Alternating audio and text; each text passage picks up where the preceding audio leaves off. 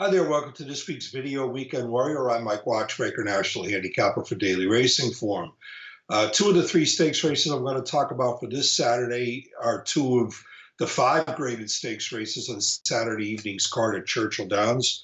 Going to lead with the Foster, that's the feature. Also going to talk about the Wise Dan. And then I'm going to talk about the feature at Santa Anita, that's the Thor's Echo. But let's begin with the Stephen Foster. We've got a big field in here, 12 horses. And the value of this race as a betting race really depends, I think, on what you think of Gift Box. He's going to be the favorite. I believe he's going to be the favorite. And there's no question that Gift Box is good enough to win this race. He has improved significantly since relocating to Southern California. He won the Big Cap 2 starts back. He beat McKenzie in that race. McKenzie, of course, came back, was a dynamite winner of the Ali Shiva, and was a very unlucky second in last week's Met Mile. Gift Box can absolutely win this race, but the reason why I'm going to take a stand against Gift Box here is that he lost last time out in the Gold Cup at Santa Anita. It's not that he ran poorly. I mean, he was a narrowly beaten second, but he lost to Vino Rosso, who admittedly is somewhat improved this year as well. But Gift Box really had no business losing that race, and it was a performance that was reminiscent of his earlier days here in New York, where he lost a handful of races that he shouldn't have lost, and he's got a tiny bit of hang in him, and I just don't want a horse that doesn't have the killer instinct as the favorite. To me, this race goes through Yoshida. Yoshida has only made 3 career starts on dirt.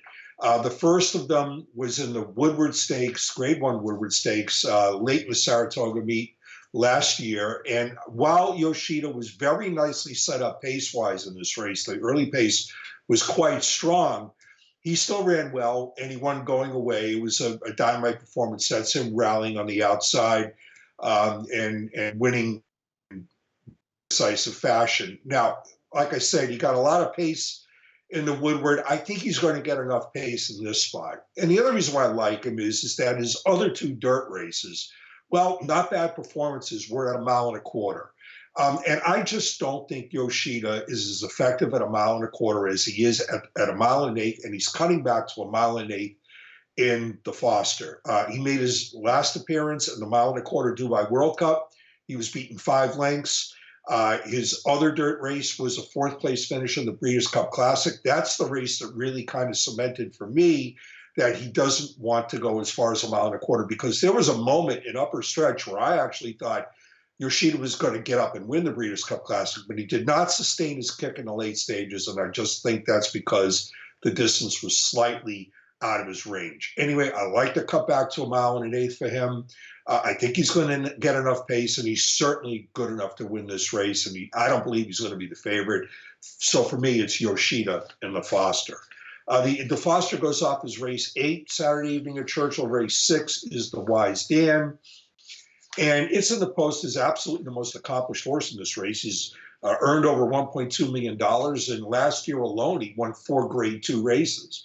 But It's in the Post is also making his first start in 10.5 months. He's going 1 1/16 miles, which is a distance that's slightly shorter than what he's most accustomed to. And for those reasons, this race really has the feel of a prep for It's in the Post for longer, maybe more important races down the road.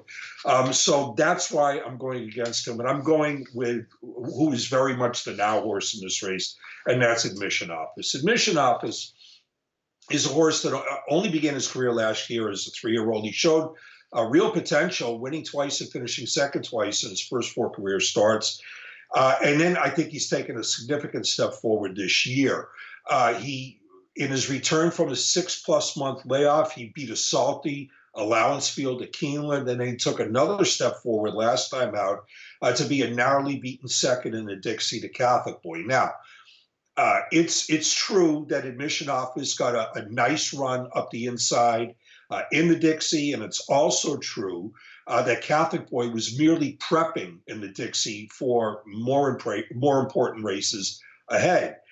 Still, Catholic Boy is a top-class racehorse, and Admission Office still finished very strongly in this race. And I don't think he meets the likes of Catholic Boy in this spot, especially if it's in the posters prepping like I think he is. And I think Admissionoff is capable of taking yet another step forward. I mean, he's only going to be making his 7th career start on Saturday. So I think Admissionoff is very much the now horse and the one I want in the Wise Dan. Let's wrap it up with a look at the Thor's Echo for California breds going 6 furlongs in Santa Anita.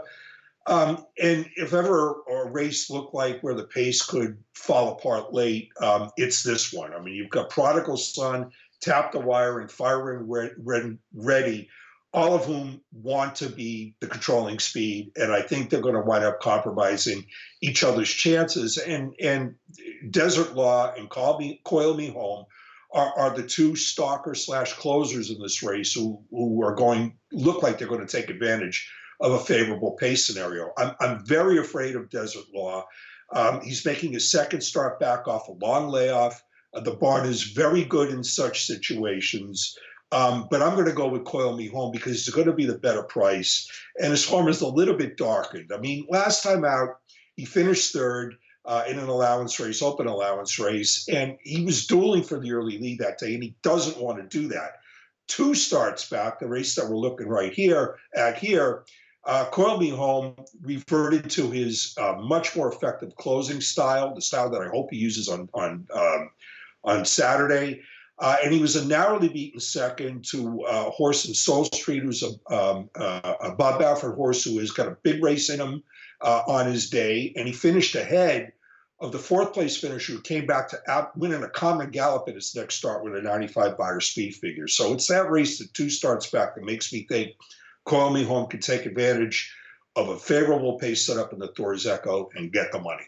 That's the way it looks for this week's Video Weekend Warrior. Good luck.